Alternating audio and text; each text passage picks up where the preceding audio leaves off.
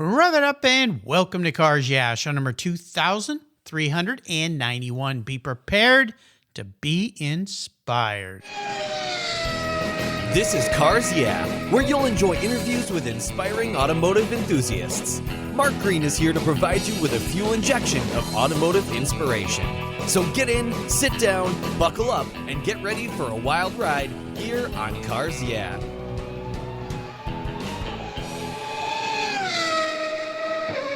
Hello, inspiring automotive enthusiasts, and welcome to Cars Yeah. Today I'm in Redondo, California, back to my SoCal roots, with a very special guest by the name of Alec Carlson. Alec, welcome to Cars Yeah. Do you have any gear, and are you ready to release the clutch?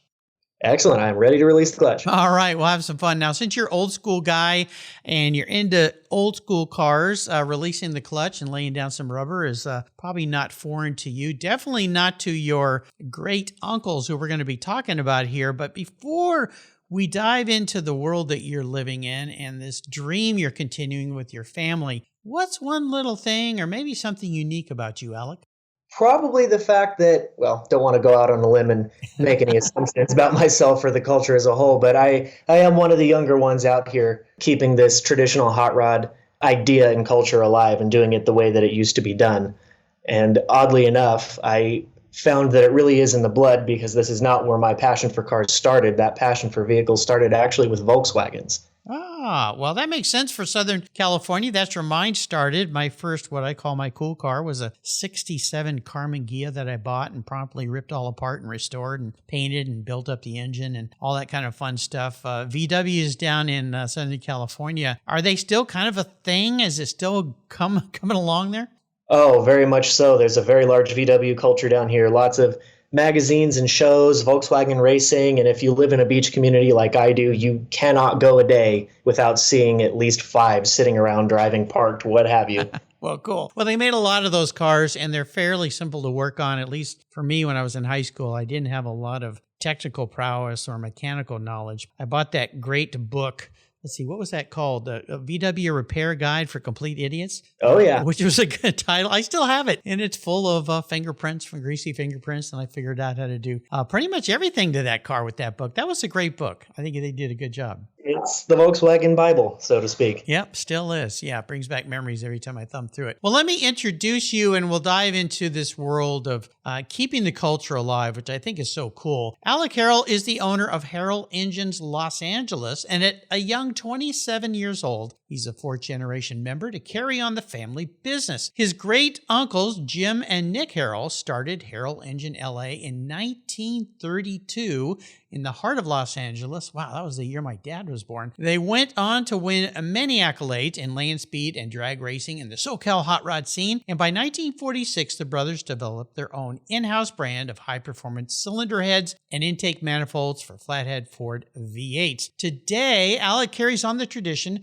building nostalgia-style hot rods among the other classic car restoration services, in addition to bringing back the old family speed parts. This is so cool. He started his career at the age of 10, working for a classic car museum near his hometown of Hermosa Beach, California. And after 15 years of, let's call it training, Alex left his position as collections manager to embark on a dream of bringing back the family name in hot rodding.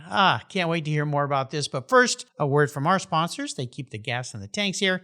So give them a little love, and we'll be right back. Buckle up. Years ago, when it was time to renew my collector car insurance policy, my carrier's rates went up. Way up, but my usage was the same and I never made a claim. I didn't even have a ticket. So what's with that? So I turned to American Collectors Insurance. Has your collector car insurance recently raised your rates for no good reason? Tired of paying an annual membership fee? Then it's time to look around and call American Collectors Insurance. I shopped around, I asked friends for recommendations, and found a winner that I can trust. And boy, I'm glad I did. I saved hundreds of dollars every year and slept better at night knowing my baby was properly insured. American Collectors Insurance have been protecting vehicles since 1976. They provided me with an agreed value insurance policy backed by their history of taking great care of their clients. What could be better than that? So give them a call and ask for a quote today. 866-ACI-YEAH. That's 866-224 9324 and protect the ones you love like I did with American Collectors Insurance. Classic car insurance designed by collectors for collectors. Did you know that Cars Yeah is in the top 1% of all podcasts based on listenership according to Libsyn, the premier RSS feed for podcasts in the United States? That's right. Plus, DuPont Registry recommended Cars Yeah is one of their top 10 car podcasts for you to enjoy. Cars Yeah has experienced tremendous growth, plus your ads are evergreen, meaning they never go away. And more listeners find Cars Yeah every day for their daily dose of automotive inspiration. Do you want to expose your brand to a highly targeted list of automotive enthusiasts in a very unique and very personal way? Well, I can help you. Contact me, Mark Green, at mark@carsyeah.com or through the website at carsyeah.com today to learn more. So, Alec, this is so cool. And I want to go back in time a little bit to that pivotal moment as you were working as collections manager and working on cars and learning your craft that you said, you know what, I'm going to go back to my roots. So had you known about the family business your entire life, or did you uncover it, or how did this all come together? Yeah, so interestingly enough, no, I was completely unaware of this. My passion for vehicles quite literally was in the blood. My grandfather was the last in our family, thankfully he's still around, to be involved in the Southern California hot rodding scene and interested in cars. But he left that behind in the 50s. He went on to college and got a PhD in political science and had my mother, and she became a fourth grade teacher. So it skipped a generation entirely. Cars were not a part of my youth, necessarily anyway. Found it all on my own after seeing Herbie Fully Loaded, and I fell in love with it. Oh, yeah, I love that movie. So we went to a lot of Volkswagen shows, and I fully dived into that. Then, around the age of 9.5 or 10, we found this local car museum that had recently opened, and my granddad took me down there, and it opened my eyes to a whole different genre of cars that I found significantly more interesting than Volkswagens. Not to say Volkswagens are not interesting. And a few years into volunteering there, it was mentioned to me by him that we had some racing history, and that opened my eyes yet again to hot rodding, which is something that really stuck with me. And he and I embarked on a research journey for a couple of years, and we ultimately wrote and published 2 books about our family's racing history. Oh my gosh. Well, how cool is this? You know, it's something interesting that I've thought about a lot more of late, in the fact that our parents in particular, but also our grandparents, they had this entire life before we came into existence, but we really only know much about them in most cases from the time we were born and they were raising us or they were part of our lives. You're very fortunate to have your grandparents around, because mine lived in Texas. I lived in San Diego. That was a long ways away, and I didn't get to see them much. And when I did, it was like going to another planet, this farmland with horses and cows up in the Texas Panhandle. This is really different. So as you uncovered this history of family, I mean, it must have been like peeling back layers of an onion, and it just got richer and richer, because my goodness, I mean, what your uncles were doing and your granddad in hot rodding, you must have, his status in car elevation must have just kept going up and up and up. My gosh, you were a hot rodder? Oh, absolutely. And, you know, as I kept peeling the so-called onion back, the more happily frustrated I became with the realization that, how did you neglect to mention this for years? What is this? Just casual comment. But it really is quite in depth. And of course, I learned quite a lot about our racing history and everything else while doing lots of research. And we were very fortunate at the time. A lot of the guys who had raced with his uncles, my great-granduncles, were still around. And a lot of them had original racing records and such. So we were able to visit their homes. We traveled all over the state of California, go through all their timing records, and we had a little mobile scanner and a laptop, and we'd take copies of pages, and we put together every record we could find of the Harrell name out at the Dry Lakes at Muroc and El Mirage. So much in our book, but it's really something to see. Well, we're going to talk about those books in a little bit, but before we do, at what point did the engine business kind of cease to exist? And then I want to get into how you've developed bringing it back and creating this company for yourself to carry the name forward. So at what point did it all kind of stop? Did they, like you said, your grandfather went off, got a degree, and had a family? I mean, is that kind of how it all ended, if you will? Essentially, yeah. So without boring anybody too much with the deeply rooted history going way back, the business started in 32. They had a little gas station in San Pedro at the service center. It was a Rio Grande station, and that ultimately turned into Harrell Engines LA and Jim's Auto Parts up in Main Street near downtown. They were heavily involved in racing, making their engine parts, but largely they were an engine rebuilding service. The two brothers, Jim Harrell, the older brother, the founder, he continued until his retirement. He had a family. Then he ultimately passed away. His brother continued until he needed to retire, and that was sometime in the early 1970s. When he passed away, all of the tools, all of the original molds and patterns for the speed parts, everything got sold at a literal yard sale, and that included all the racing trophies, of which there were plenty. And that is when Harrell Engines Los Angeles ceased to exist. The Harrell name still appeared in racing. However, their other nephew, my grandfather's brother, Rich Harrell, continued drag racing, but more pro stock type of vehicles. He raced a Barracuda and a Belvedere and some other things up into the 90s. This is so cool. So you came to a point in your life when you said, you know what? I think there's an opportunity here. Having that, not only that the spirit of hot rodding and building and doing that in your blood, but also a bit of entrepreneurship, I'm thinking. And you took a very bold step. So you decided, I'm going to bring this back. Tell me about that. Yeah. So, as is true of anybody that works in smaller museums, I think we all come to realize at some point that there is a glass ceiling, and once you're there, you either make peace with it or you try to do something else. And I knew I needed to do something else for that reason, and the fact that though I can follow instructions, I don't like to. I like to keep my own drum. So I've known for years that I'm a better employer than employee. So I decided that with my passion for hot rodding and being so deeply rooted in it, and my knowledge of vehicles that I was able to accumulate over 15 years at a car museum. I mean, what better place to get a wide range of experience? I felt fairly confident in leaving my position and starting from scratch. And I literally did so in my parents' garage behind their house and grew it into the business we have today. This is very cool. So tell me about this business that you have today. What are the different things and services that you offer? So we advertise that we are early Ford specialists, which of course we are, and that aligns rather perfectly with the family history. But with our knowledge from 15 years in the general car world, we will work on anything. We basically say we prefer it to be American, though it doesn't have to be, but it does have to be pre-smog. So 1975 and older, we will work on. And the total scope of our work completely varies depending on what the customer needs. We are largely a one-stop shop. We do not do paint and we do not do chrome for environmental licensing reasons. What a pain in California. So we leave that to our outsourced, trusted individuals, but we will do everything else in-house. Anything from oil changes to full restorations, custom work, you name it.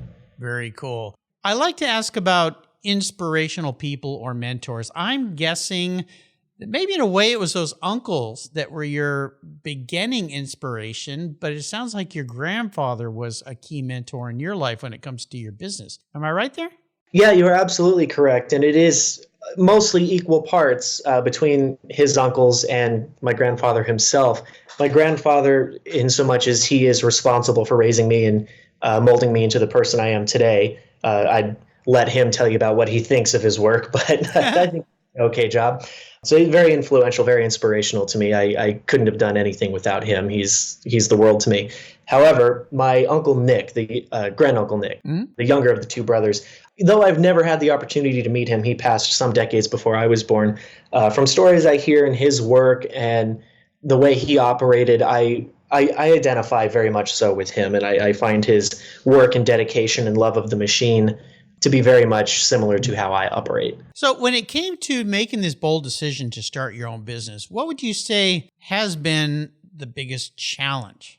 Probably actually knowing how to successfully run a business. Walking into it, I knew how to work on cars, but I wasn't an accountant, So really setting up business structure, and there's no instruction manual on that, and understanding what licenses and so forth that need to be acquired to do it all above ground and do it the right way was difficult. And especially in Southern California, where the EPA is around every. Oh my gosh. Yeah. It was interesting. I mean, particularly due to the fact that I started in a residential area in a garage behind my parents' house. So we had noise problems and, wondering each day, is today the day I get caught and shut down? So thankfully I was able to grow just enough, although not without growing pains, and move into a larger facility in a correctly zoned area and really do it the right way.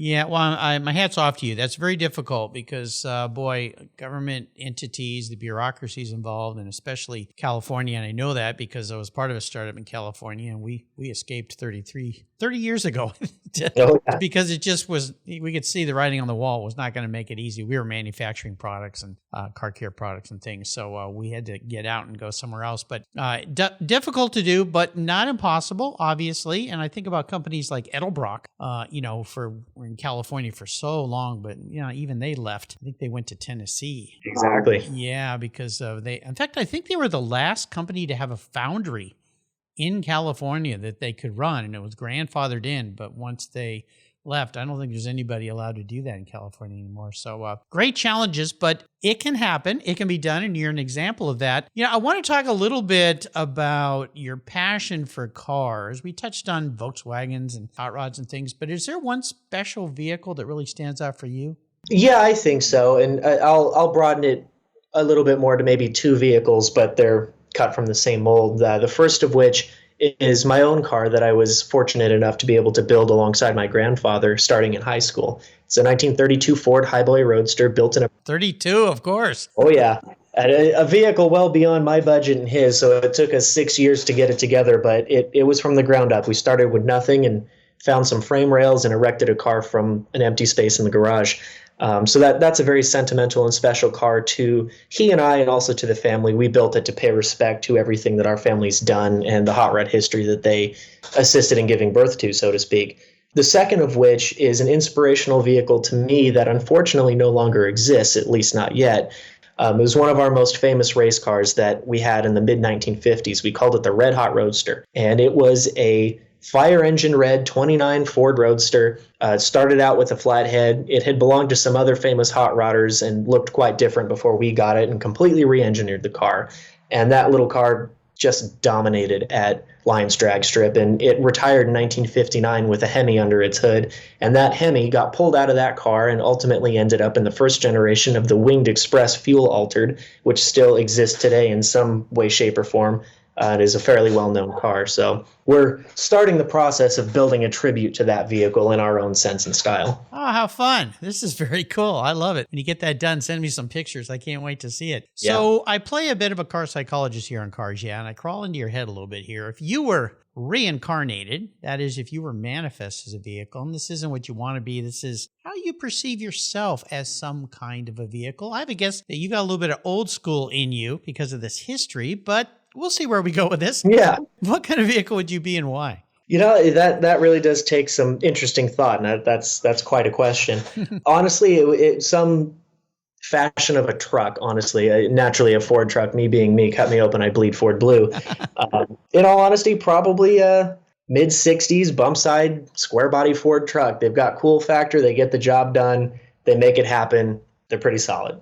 I like it. Well, that kind of makes sense. It does make sense for what you're doing with your life. A vehicle that's kind of cool, kind of retro, but gets the job done. And that's all part of building a business. So nicely done. Nicely done. So I like to talk a bit about books because I love books. They're great reading, great lessons, great fun, great entertainment. Is there a book in your past, could be business or car related, that you'd like to share with the listeners? Yeah. When I was in high school, I was more preoccupied with playing with cars than being studious. Hindsight's 2020. Perhaps that wasn't the best choice, but it fostered a passion nonetheless. There was one book written by an author by the name of Henry Gregor Felsen, and the title of the book is Hot Rod. And it was written in the early 1950s, and it tells a fictional but true to form story of a high school kid in the early 50s with a little hot rod and his journey with that car and trials and tribulations and social circles. And it's a little piece of Americana and automobilia, and I think it's really an interesting read. I'm glad you brought that. I don't believe anyone has referenced that book. Now, there's a place on my website called Guest Recommended Books where there's over 3,000 books listed by what I call my inspiring automotive enthusiasts, but I don't think that one has been mentioned before. So I'm glad you brought something new. I'll have to look into that. Is that one of those books that's way out of print and you got to kind of find it in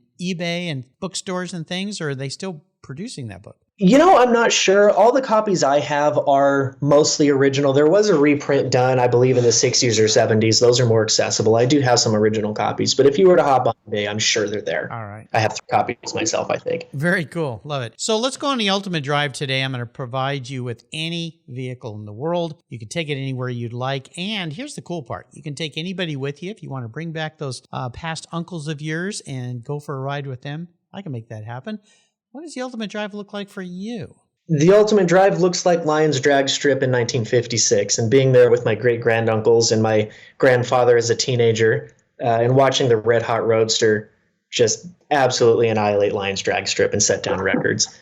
That would be fun. Absolutely. I kind of hoped we'd go back to something like that. What a magical time that would be for you to talk with your uncles and see that. 1956, man. A lot of cool stuff was happening in Southern California back then when it comes to old race cars and so forth. The old Riverside Raceway was there and all sorts of fun stuff. So I love that idea. You've taken us on a really fun ride today, and I tell you what you're doing and bringing back not only, I think starting your own business is the first thing that to me is awesome, especially for a young person these days. And doing it the way you're doing it, bringing back this heritage and so forth, is just tremendous. And we hear today about so many people getting into social media things and, influencers and stuff, but you're getting your hands dirty and you're doing this. And the better part, am I right to say that you've got employees working for you? You're providing jobs for people?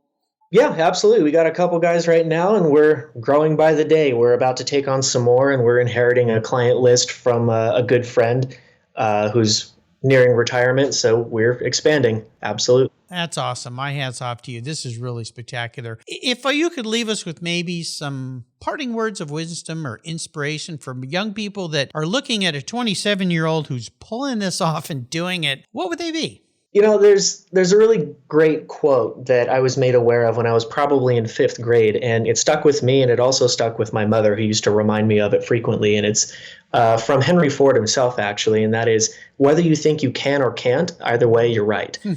Really what it comes down to, when you doubt yourself, if you hang on to that, well, you'll prove yourself right, but you're not incapable of learning. Do yourself the favor of giving yourself grace and patience, and none of us have a set time limit to accomplish goals. What a waste of life if you don't even try. So you just got to get out there and do it, make it happen. That's one of my favorite quotes in the world, and it's akin to something my dad taught me when I was young, an acronym for FEAR, F-E-A-R, false evidence assumed real, which ties back to, well, if you think you can't, you're probably right. But if you think you can, you're probably right. So why not give it a try? That's a great one. How can people learn more about you and follow you when they want to learn about Harrell Engines Los Angeles? Yeah, well, we mostly showcase our work and everything we do on Instagram. Kind of a generational thing, I suppose. That's the way the world works. Everything's on Instagram. Our Instagram handle is Harrell Engines L.A. L.A. Harrell Engines LA. We also have a little merchandise website where we have some branded T-shirts, and some of our parts will eventually become available on that site, which is harrellengines.myshopify.com. I love it. Again, my hat's off to what you're doing. This is so cool. So many neat elements coming together with the story, and I'm really, really excited that you reached out to me to share your story with the Cars Yeah listeners, because it's really what Cars Yeah is all about, inspiring automotive enthusiasts. And you definitely are an inspirational automotive enthusiast, Alec. Thank you for being so generous with your time today and sharing so much about your business. I can't wait to follow along and watch how you grow. Until you and I talk again, I'll see you down the road. Sounds good. Thank you so much. You're welcome.